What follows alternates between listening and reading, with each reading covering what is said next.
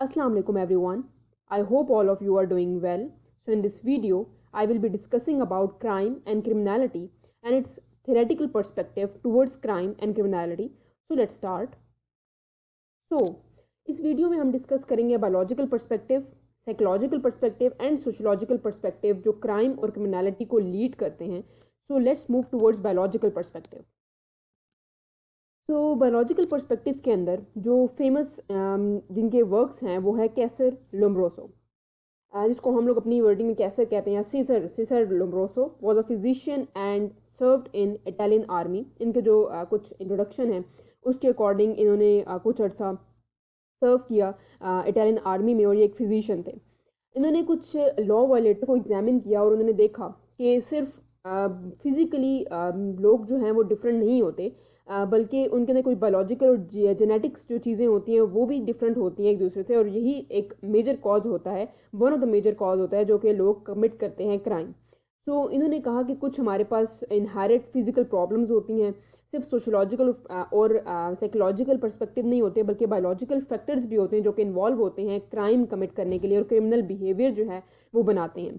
इन्होंने कंक्लूड किया कि कुछ क्रिमिनल्स के अंदर एटाविस्टिक एनॉमलीज होती हैं. एटाविस्टिक एनॉमलीज रिलेटेड हैं मतलब आपके जो फेशियल एक्सप्रेशंस हैं, आपके जो स्कल का स्ट्रक्चर है, आपकी बॉडी लैंग्वेज है, और उसके अंदर कुछ ना कुछ डिफेक्ट्स होते हैं जिसकी वजह से क्राइम जो होते हैं वो कमिट होते हैं.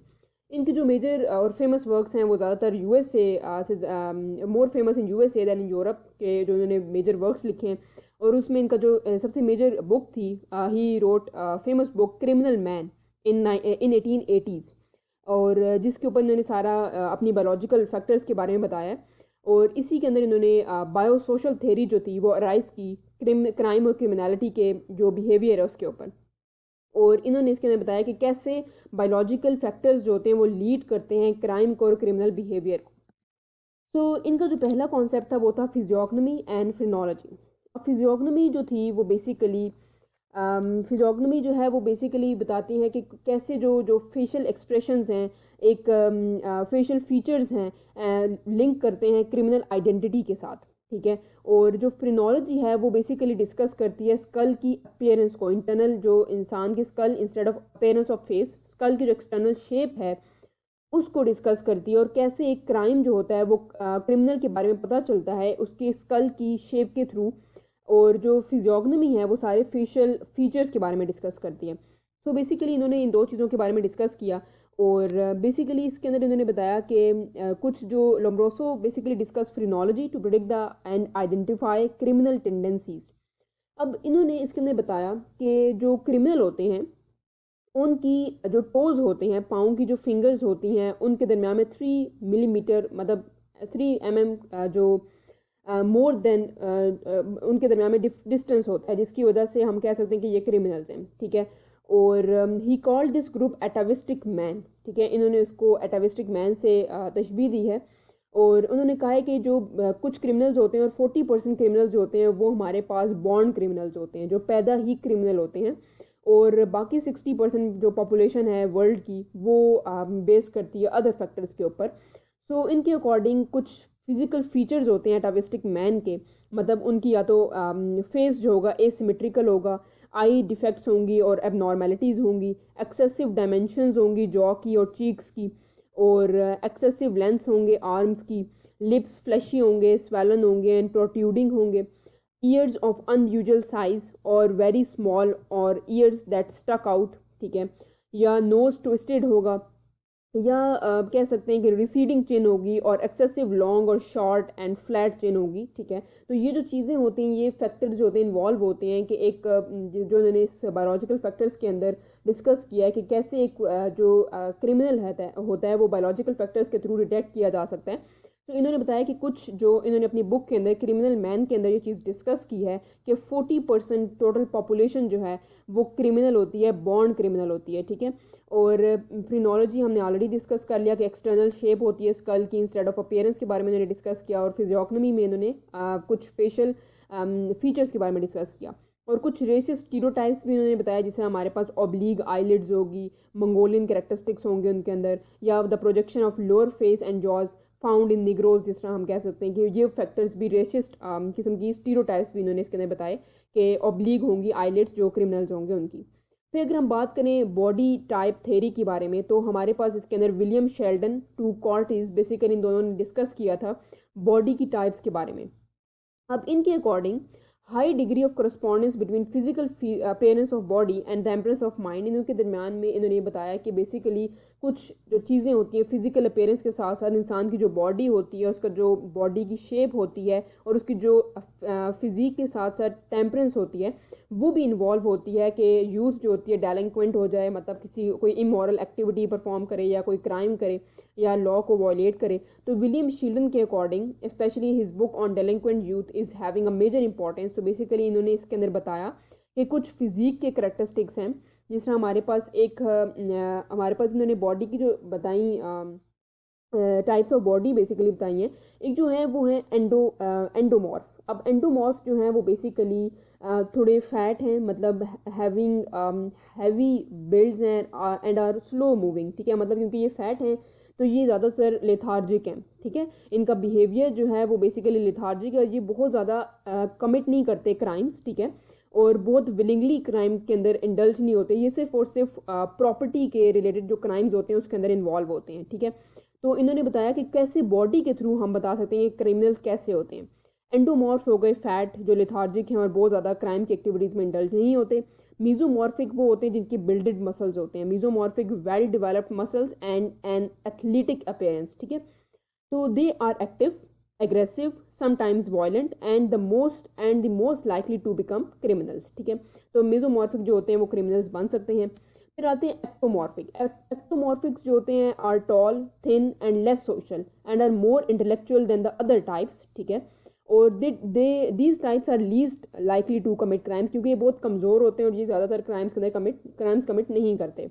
अब इसी बॉडी शेप्स को लेकर कुछ उनके बारे में टेम्परेंस है, मतलब इनका कैसे बिहेवियर होगा, इनका कैसे टेम्परेंस क्या होगा, मतलब ये कैसे बर्दाश्त करते हैं चीज़ों को लेके।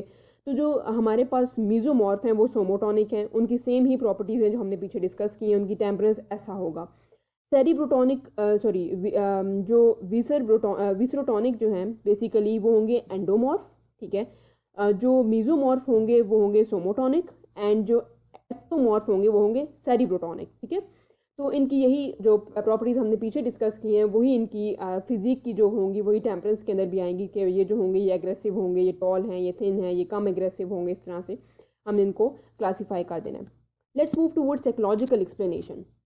अब कुछ साइकोलॉजिकल एक्सप्लेनेशन भी है जो कहती है कि सिर्फ बायोलॉजिकल फैक्टर्स इन्वॉल्व नहीं होते क्राइम्स के अंदर या क्रिमिनल बिहेवियर के अंदर, but some other psychological perspective are also involve, ठीक है, जो कि कहते हैं कि क्राइम्स का एक रीज़न बनते हैं। अब इसके अंदर जो मेजर थियरीज़ हैं वो तो फ्रूइड की है, सिगमंड फ्रूइड की, लेकिन इसके अलावा हम लोग बता सकते हैं कि विलियम गूरिंग जो थे और या चार्ल्स गूरिंग जो थे, बेसिकली उन्होंने डिस्कस किया था कि तकरीबन मेंटल करैक्टरिस्टिक्स डिस्कस किए थे 3000 इंग्लिश कन्विक्ट्स के, ठीक है। और उन्होंने कहा था कि कुछ डिफरेंसेस हैं क्रिमिनल्स और नॉन क्रिमिनल्स के दरमियान में, जिसके अंदर उन्होंने रेफ़र किया था कि ये डिफेक्टिव इंटेलिजेंस है। अब डिफेक्टिव इंटेलिजेंस क्या होती है? Which involve such as trait like feeble mindedness, epilepsy, insanity and defective social instinct, ठीक है। अब चार्ल्स गोरिंग ने बेसिकली ये डिस्कस किया था कि कुछ चीज़ें होती हैं जिसको हम डिफेक्टिव इंटेलिजेंस कहते हैं, जिसके थ्रू हमें पता चलता है कि कौन जो है क्रिमिनल बिहेवियर है किसका और किसका क्रिमिनल बिहेवियर नहीं है, ठीक है। और उसके अंदर उन्होंने बताया था कि कुछ बीमारियां हैं जिसमें एपिलेप्सी होगी, इंसेनिटी होगी, डिफेक्टिव सोशल इंस्टिंक्ट होगी, जिसके थ्रू पता चलेगा कि कौन क्रिमिनल है और कौन नहीं है, ठीक है। उसके बाद हमारे पास साइकोडायनामिक की थ्योरी है फ्रूइड की, जिसमें पता चलता है इड क्या होती है। इड हमारे पास प्लेयर्स होते हैं, ठीक है, इड प्लेयर प्रिंसिपल के ऊपर काम करते हैं। ईगो जो होती है हमारे पास रियलिटी प्रिंसिपल होती है। सुपर ईगो जो होती है वो हमारे पास द कॉन्साइंस होती है, ठीक है। अब जो मॉरल एस्पेक्ट ऑफ पर्सनालिटी हैं बेसिकली वो हमारे पास सुपर ईगो होती है, ठीक है। और जो रियलिटी प्रिंसिपल होती है वो पर्सनालिटी को रिफाइन करती है। The demands of id helps person adopt the conventions, जबकि इड जो होती है वो अनकॉन्शियस बायोलॉजिकल ड्राइव्स होती हैं, ठीक है। तो बेसिकली इनके अकॉर्डिंग हमारे पास जिस तरह अगर हमारे पास ईगो अगर वीक हो, ठीक है, तो इंसान को ये मजबूर करती है कि आपने कमिट करने हैं क्राइम्स, ठीक है। अगर ईगो जो है एक इंसान की वीक है, ठीक है, जबकि इट तो अनकॉन्शियस है और सुपर ईगो जो है वो मॉरल प्रिंसिपल्स हैं। तो अगर किसी भी बच्चे की कोई ख्वाहिशात चाइल्डहुड से पूरी ना की गई हों, ठीक है, तो वो बड़े होकर उसकी वीक ईगो जो है वो डेवलप होती है और वो आगे जाकर क्राइम्स वगैरह कमिट करते हैं। अब psychosexual stages of human development अगर देखें तो उसके अंदर ओरल स्टेज होती है, 0 to 2 और 3 years तक होती है। उसके बाद एनल स्टेज आती है 3 to 6 तक, 6 से 8 और 9 तक फैलिक स्टेज होती है, फिर लेटेंसी 12 तक आती है और जेनिटल स्टेज सो ऑन 18 से प्लस तक चली जाती है। इसके थ्रू भी क्राइम्स कमिट होते हैं। कुछ ऐसी चीज़ जो आपने बच्चों के चाइल्डहुड में उनसे ले ली गई हो तो ओरल या एनल स्टेज के अंदर, तो वो आगे जाके क्राइम्स का रीज़न बनते हैं। अब कुछ डिसऑर्डर्स होते हैं, जिस तरह हम लोग कहते हैं डिसरप्टिव बिहेवियर डिसऑर्डर है। डिसरप्टिव बिहेवियर डिसऑर्डर का जो इसके अंदर ये प्रॉब्लम होती है कि जो एडोलेसेंट होते हैं who are frequently uncooperative, hostile and who seems to be much more difficult than other children of the same age, known as disruptive behaviour disorder, ठीक है। और इसके अंदर ही हमारे पास एक आता है कंडक्ट डिसऑर्डर। कंडक्ट डिसऑर्डर का इशू ये होता है कि serious group of behavioural and emotional problems होती हैं इसके अंदर। Children with such disorder have difficulty following rules and behaving in socially acceptable ways. तो इसलिए कंडक्ट डिसऑर्डर के अंदर ये इशू होता है, जिसकी वजह से हमारे पास क्रिमिनल क्राइम का बेसिकली ज़रिया बनते हैं और क्रिमिनल बिहेवियर का ये ज़रिया बनते हैं। So let's move towards another important discussion, that is psychological theory. So sociological theories include about another perspective that was given by David Emile Durkheim and Quetelet. तो बेसिकली जो डेविड एमले दुर्खाइम थे और क्विटलेट थे, उन्होंने एक अलग से सोशोलॉजिकल पर्सपेक्टिव दिया था क्राइम्स के बारे में। और क्विटलेट को भी लगता था कि बेसिकली कुछ सोशल फैक्टर्स होते हैं बिहाइंड क्राइम्स। पहले हमने पढ़ा कि बायोलॉजिकल फैक्टर्स होते हैं, फिर हमने पढ़ा कि कुछ साइकोलॉजिकल फैक्टर्स होते हैं बिहाइंड क्राइम्स। उसके बाद दुर्खाइम जो थे उन्होंने कहा कि क्राइम जो होता है वो इंसान की जो नेचर होता है उसका पार्ट होता है, क्योंकि अगर आप क्राइम नहीं करोगे तो जो सोसाइटी होगी वो बहुत ज़्यादा पैथोलॉजिकली इल हो जाएगी, ठीक है। और जब वो बहुत ज़्यादा पैथोलॉजिकली इल हो जाएगी, क्राइम्स नहीं होंगे, तो लोग उसे सीख नहीं पाएंगे कि किसी ने कुछ गलत किया है, वो इबरत बन जाएगा दूसरे के लिए। तो according to him crime is normal, क्योंकि अगर क्राइम नहीं होंगे तो लोगों को सीखने का मौका नहीं मिलेगा। अगर एक बंदा क्राइम करेगा तो दूसरे को इस बात का एहसास होगा कि उसने गलत किया है। इसके बाद इन्होंने कुछ बेनिफिट्स बताए कि क्राइम्स करने से दूसरों को पता चलता है, दूसरे लोगों को डेविएंस होती है, मतलब क्राइम्स की आप डेविएट करते हो कुछ नॉर्म से, तो इससे आपको अपनी गलतियों के बारे में पता चलता है, आप एक बेहतर सिटीज़न बन सकते हो, ठीक है। तो इसके थ्रू इन्होंने कुछ कॉन्फ्लिक्ट क्रिमिनोलॉजी का कॉन्सेप्ट दिया, जो कि हम आगे भी डिस्कस करेंगे। तो इसके अंदर जो फर्स्ट थेरी थी सोशोलॉजिकल पर्सपेक्टिव के अंदर, हमने कुछ थेरीज पढ़नी है। जो पहली थेरी थी वो थी सोशल डिसऑर्गेनाइजेशन थेरी। अब सोशल डिसऑर्गेनाइजेशन थेरी से नेम से ही सजेस्टेड है कि डिसऑर्गेनाइजेशन है सोसाइटी के अंदर, ठीक है। ये जो थेरी थी ये शॉ एंड मैकी ने दी थी। इनके कॉन्सेप्ट के अकॉर्डिंग के एक absence of self regulatory mechanism, ठीक है। जब कोई भी सोसाइटी के अंदर किसी अथॉरिटी फिगर का एब्सेंस होता है, कोई रेगुलेटरी अथॉरिटी नहीं होती है, तो क्राइम्स कमिट होते हैं, ठीक है। अब इसके अंदर इन्होंने बताया था कि जब सोसाइटी के अंदर डिसऑर्गेनाइजेशन होती है, मतलब लो सोशो इकोनॉमिक स्टेटस होता है, लो ऑर्गेनाइजेशन होती है, एथनिक हेट्रोजेनिटी होती है, रेजिडेंशियल मोबिलिटी होती है, तो क्राइम्स कमिट होते हैं। अब ये सब चीज़ें क्या हैं? देखो, लो सोशो इकोनॉमिक स्टेटस का मतलब ये है कि अगर सोसाइटी के अंदर बहुत ज़्यादा डिसऑर्गेनाइजेशन है, बहुत ज़्यादा ओवर पॉपुलेशन हो चुकी है और लोग जो हैं वो उनके पास कमाने के लिए ज़रिए नहीं है, वो कमा नहीं पा रहे हैं, तो उससे क्या होगा कि लोग क्राइम्स की तरफ जाएंगे। पॉवर्टी ज़्यादा है, अनएम्प्लॉयमेंट ज़्यादा है, तो लोग क्राइम्स कमिट करेंगे। तो ये लो इकोनॉमिक ग्रोथ है। उसके बाद इथनिक हेट्रोजेनिटी क्या है? अब देखो, जब बहुत सारे लोग माइग्रेट करेंगे, रेजिडेंशियल मोबिलिटी बहुत ज़्यादा होगी, वो अपनी रेजिडेंस को चेंज करते रहेंगे, एक जगह से दूसरी जगह पे माइग्रेट करेंगे, तो इसके as a result of this क्या होगा कि लोग डिफरेंट इकट्ठे रहने लग जाएंगे। एक जगह से दूसरी जगह पे आकर हर कोई एक दूसरे को नहीं जानता होगा। जब नहीं जानता होगा, कोई फेमिलियरिटी नहीं होगी, तो लोग क्राइम्स कमिट करेंगे, क्योंकि उनको एक दूसरे के साथ कोई सिंपैथी नहीं होगी, ठीक है। तो डिसऑर्गेनाइजेशन तब होती है जब एक तो इकोनॉमिक स्टेटस ना हो, बहुत ज़्यादा पॉवर्टी हो, अनएम्प्लॉयमेंट हो, ऑर्गेनाइजेशन ना हो, एथनिक हेट्रोजेनिटी हो, लोग डिफरेंट किस्म के लोग यहाँ पर आकर रहने लगें और जो लोग हैं वो माइग्रेट करें, और उसके नतीजे में क्या होगा कि और डिसऑर्गेनाइजेशन हो जाएगी सोसाइटी में और क्राइम्स ज़्यादा से ज़्यादा इंक्रीज़ हो जाएंगे। तो ये थी सोशल डिसऑर्गेनाइजेशन थ्योरी जो कि शॉ एंड मैकी ने दी थी, और इनके अकॉर्डिंग एक एब्सेंस है सेल्फ रेगुलेटरी मैकेनिज्म का, जिसकी वजह से डिसऑर्गेनाइजेशन होती है सोसाइटी के अंदर, जो कि लीड करती है टुवर्ड्स क्राइम। सेकंड हमारे पास आती है स्ट्रेन थ्योरी।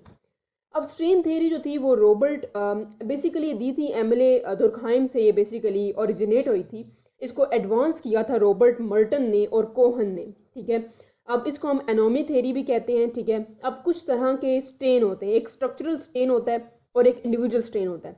लेकिन ये स्ट्रेन होता क्या है? बेसिकली स्ट्रेन का मतलब ये होता है कि क्रिमिनल को मोटिवेट करना, ठीक है। Strain is related to criminal motivation, ठीक है। People who feel economically socially humiliated may perceive the right to humiliate other in return, ठीक है।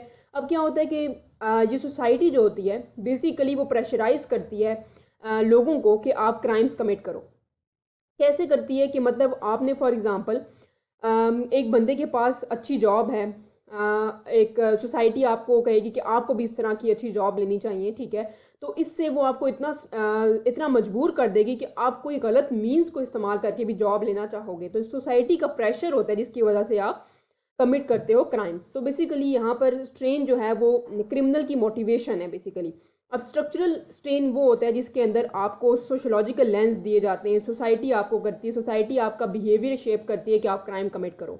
इंडिविजुअल स्ट्रेन ये होता है कि इंडिविजुअल का खुद अर्ज होता है कि वो खुद चाहता है कि मैं अपना स्टेटस चेंज करूं, उसके लिए चाहे मुझे कुछ भी करना पड़े, ठीक है। तो ये हमारे पास दो कॉन्सेप्ट थे। फर्दर कि हम लोग आगे जाएँ तो एनोमी की थ्योरी है एमिले दुर्कहाइम की। अब इसके अकॉर्डिंग क्या है कि एनोमी का मतलब होता है नॉर्मलेसनेस या डिसइंटीग्रेशन ऑफ नॉर्म्स। किसी भी सोसाइटी के जब रूल्स और नॉर्म्स और रेगुलेशन ख़त्म हो जाएं तो उसमें क्राइम्स जनरेट होते हैं अकॉर्डिंग टू एमिले दुर्कहाइम।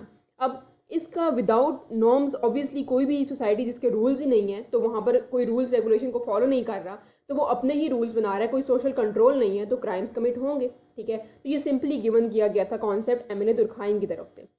सेकेंडली हमारे पास स्ट्रेन थ्योरी ऑफ डेविएंस है बाय रॉबर्ट मर्टन। अब स्ट्रेन थ्योरी होती है तो रॉबर्ट मर्टन की, लेकिन इसमें हमने कुछ और कॉन्सेप्ट भी पढ़े जिसमें एनोमी का कॉन्सेप्ट है, स्ट्रक्चरल और इंडिविजुअल स्ट्रेन है। अब स्ट्रेन थ्योरी ऑफ डेविएंस क्या है रॉबर्ट मर्टन की? अब ये है दोनों स्ट्रेन थ्योरी ही, लेकिन हम इसके अंदर थोड़े डिफरेंट कॉन्सेप्ट्स पढ़े हैं। अब डेविएंस की जो थ्योरी है रॉबर्ट मर्टन की वो क्या कहती है? सबसे पहले तो वो कहते हैं कि डेविएंस वो होती है जो कि बेसिकली क्राइम से रिलेटेड होता है, क्योंकि हर जो क्राइम होता है वो डेविएंस होता है, लेकिन हर डेविएंस क्राइम नहीं होता। अब डेविएंस का मतलब क्या होता है कि आप डेविएट करो एक्सपेक्टेड नॉर्म से, जो आपके नॉर्म्स हैं किसी सोसाइटी के, आप उसको फॉलो ना करो, आप उसको डेविएट करो और आप थोड़ा सा वॉयलेट करो चीज़ों को या लॉस को, तो आप कहते हो कि ये आपने डेविएट हुए हो आप नॉर्म से, और डेविएंस कहते हैं इसको, ठीक है। अब इसके अंदर रॉबर्ट मर्टन ने कुछ अपनी थ्योरी दी थी और उस टोपोलॉजी के अंदर उसने 5 कॉन्सेप्ट दिए थे। एक कन्फॉर्मिटी था, सेकंड इनोवेशन था, थर्ड रिचुअलिज्म था, फोर्थ रिट्रीटिज्म था, फिफ्थ रिबेलियन था। अब पहला जो था उनके अकॉर्डिंग जो कन्फॉर्मिटी है वो क्या करते हैं कि वो जो है वो कल्चरल गोल्स को एक्सेप्ट करते हैं, ठीक है, और साथ में वो लोग मीन्स को भी एक्सेप्ट करते हैं। मतलब कन्फॉर्मिटी का मतलब ये है कि जो लोग उस सोसाइटी में रह रहे होते हैं वो चाहते हैं कि हमारे जो गोल्स हैं हम उसको भी फॉलो करें और जो मीन्स सोसाइटी ने हमें बताया है हम उसको भी फॉलो करें, ठीक है। तो डेविएंस नहीं होती, ठीक है। अब इनोवेशन में क्या होता है? इनोवेशन में क्या होता है कि वो कल्चरल गोल्स का मतलब इसमें ये होता है कि ये जो कन्फॉर्मिटी होती है ये मोस्ट कॉमन रिस्पॉन्स होता है, ठीक है। जबकि इनोवेशन जो है वो टिपिकल क्रिमिनल रिस्पॉन्स होता है, जिसमें ये होता है कि ये लोग एक्सेप्ट तो करते हैं गोल्स लेकिन रिजेक्ट कर देते हैं मीन्स को। मतलब गोल्स इनको फॉलो करना है अपने, लेकिन वो जो सोसाइटी मीन्स बता रही है उसको फॉलो नहीं करते, ठीक है। ये अपना ही कोई मीन्स फॉलो करते हैं। जबकि रिचुअलिज्म जो है वो इनोवेशन के ऑपोजिट है। ये कहते हैं कि गोल्स हम फॉलो नहीं करेंगे, हम मीन्स फॉलो करेंगे, ठीक है। अब ये जो है वो हैबिचुअल रिस्पॉन्स है क्राइम्स का, ठीक है। अब रिट्रीटिज्म जो है वो कहते हैं कि हम लोग ये रिट्रीटिज्म जो है ना टिपिकल ऑफ ड्रग यूज़ है, ठीक है। ये ड्रग्स वगैरह के जो रिलेटेड क्राइम्स होते हैं वो रिट्रीटिज्म होते हैं। ये क्या करते हैं कि ये जो कन्फॉर्मिटी है मतलब कल्चरल गोल्स हैं उसको भी रिजेक्ट कर देते हैं, मीन्स को भी रिजेक्ट कर देते हैं। वो कहते हैं हम दोनों ही फॉलो नहीं करेंगे, और ये कहते हैं कि हमने कुछ भी नहीं करना, हम ड्रग्स वगैरह लेंगे और हम मतलब क्रिमिनल्स बन जाते हैं, ठीक है। ड्रग्स लेंगे और कोई काम नहीं करेंगे, कोई एक अच्छी एस्पेक्ट नहीं लेकर आएंगे सोसाइटी के अंदर, तो ये दोनों चीज़ों को ही रिजेक्ट कर देते हैं। जबकि जो रिबेलियन होते हैं ये कहते हैं कि हमारे पास कोई रेवोल्यूशन आना चाहिए, तो ये अपने ही नए गोल्स निकालते हैं और नए मीन्स निकालते हैं कि सोसाइटी में क्राइम्स ना हो, ठीक है। तो ये अपना एक नया तरीका निकालते हैं, न्यू गोल्स न्यू मीन्स, ठीक है। तो ये बेसिकली टोपोलॉजी थी पूरी रॉबर्ट मर्डन की डेविएंस की, कि कैसे डेविएशन होती है थ्रू डिफरेंट फॉर्म्स, ठीक है, तो डिफरेंट टाइप्स उसने टोपोलॉजी बताई है जिसके थ्रू क्राइम्स जो है सोसाइटी में होते हैं। So let's move towards next theory, that is social control theory. हमने पहली जो थेरी पढ़ी वो सोशल डिसऑर्गेनाइजेशन की थेरी थी, उसके बाद हमने स्ट्रेन थेरी पढ़ी, और ये थर्ड जो थेरी है हमारे पास वो है सोशल कंट्रोल की थेरी। अब रॉबर्ट जो इस थेरी को बेसिकली प्रपोज किया था एडवर्ड ए रॉस ने, और बाद में एडवांस किया था इसको एल्बर्ट रेसिस ने एंड जैक्सन टोबी ने। बेसिकली इसके अंदर सिंपल सी बात है कि सोशल कंट्रोल होगा सोसाइटी के अंदर तो क्राइम्स नहीं होंगे। अब इसमें डायरेक्ट कंट्रोल होता है, डायरेक्ट कंट्रोल मतलब आपका पेरेंट्स का कंट्रोल है, पीयर ग्रुप्स का कंट्रोल है, ठीक है, फैमिली का कंट्रोल है। जबकि इनडायरेक्ट कंट्रोल होता है जो कि बेसिकली सोसाइटी का है, जॉब्स का है, सोशल सर्कल का है। फिर इंटरनल जो होता है वो रिलीजन होता है, कंसाइंस होता है, और नीड सेटिस्फेक्शन जो होती है वो हमारे पास होती है इकोनॉमिक स्टेबिलिटी के लिए। If needs are fulfilled people tilt less towards criminal behaviour, ठीक है, मतलब आपकी सेटिस्फाई हो रहे हो आप अपनी इकोनॉमिक चीज़ों से, तो आप कम से कम उस तरफ जाते हो क्राइम्स की तरफ। इसके अंदर भी कुछ थेरीज हैं फर्दर जो दी थी। पहली बॉन्ड थेरी बाय ट्रेविस हिर्शी। अब ट्रेविस हिर्शी ने कुछ कॉन्सेप्ट्स बताए थे। उसने कहा था कि अगर अटैचमेंट लोगों की ज़्यादा हो, ठीक है, 4 एलिमेंट्स उसने दिए थे अटैचमेंट के। अटैचमेंट क्या है? अटैचमेंट फैमिली है, फ्रेंड्स हैं, कम्युनिटी है। अब अटैचमेंट ज़्यादा होगी तो लोग कम क्राइम कमिट करेंगे, ठीक है। कमिटमेंट क्या होती है? फ्यूचर है, कैरियर है, सक्सेस है, पर्सनल गुड्स हैं। अगर ये भी ज़्यादा होगी कमिटमेंट्स अपने गोल्स के साथ तो भी क्राइम कम होंगे। बिलीव्स क्या है? ऑनेस्टी है, मोरालिटी है, पेट्रोटिज्म है, ठीक है, तब भी क्राइम कम होंगे। फिर एक लास्टली जो मैंने यहाँ पर मेंशन नहीं किया वो है इन्वॉल्वमेंट। अब इन्वॉल्वमेंट का मतलब है कि सोशल एक्टिविटीज़ में आप इन्वॉल्व हो रहे हो, स्पोर्ट्स के अंदर इन्वॉल्व हो गए हो, तब भी क्राइम का जो क्रिमिनल बिहेवियर होगा वो कम होगा और क्राइम्स कम कमिट होंगे। तो अकॉर्डिंग टू ट्रेविस हिर्शी ये बॉन्ड्स जो हैं वो बहुत इंपॉर्टेंट हैं क्राइम्स को कम करने के लिए, सोशल कंट्रोल के लिए, ठीक है। नेक्स्ट थेरी है containment theory by Walter Reckless. Talk about inner containments and external containments. अब इनर कंटेनमेंट्स क्या होती हैं? कंटेन करना मतलब रोकना। अब इनर कंटेनमेंट्स हैं social control, believes in conventional goals, ठीक है। अब सोशल कंट्रोल जो है वो इनर कंटेनमेंट्स हैं। एक्सटर्नल कंटेनमेंट्स क्या हैं? Resistance against crime due to legal deterrence. अब एक्सटर्नल क्या है कि कोई कॉन्स्टिट्यूशन है, लॉ है, वो बहुत स्ट्रिक्ट है तो आप कहते हो कि आप क्राइम्स कमिट ना करो, ये एक्सटर्नल कंटेनमेंट्स हैं, ठीक है। जबकि जो इनर है वो सोशल फैक्टर्स हैं, ठीक है, सोशल बिलीव्स हैं। आप कहते हो कि नहीं यार सोसाइटी क्या कहेगी, लोग क्या कहेंगे, तो आप इसलिए आप क्राइम कमिट नहीं करते। तो ये भी तरीका है जिससे आप सोसाइटी में सोशल कंट्रोल ला सकते हो। फिर हमारे पास आती है power control theory. Power control theory इस तरह से होती है कि जॉन हैगन ने ये दी थी, ठीक है। इसके अंदर हमारे पास 2 तरह की फैमिलीज होती हैं। एक एग्लिटेरियन फैमिली होती है जिसमें मेल और फीमेल दोनों इक्वल होते हैं और equal spouses, basically both spouses are in position of authority. इसमें क्राइम कम कमिट होते हैं, ठीक है। जबकि क्योंकि इसके अंदर सन और डॉटर दोनों को इक्वल समझा जाता है।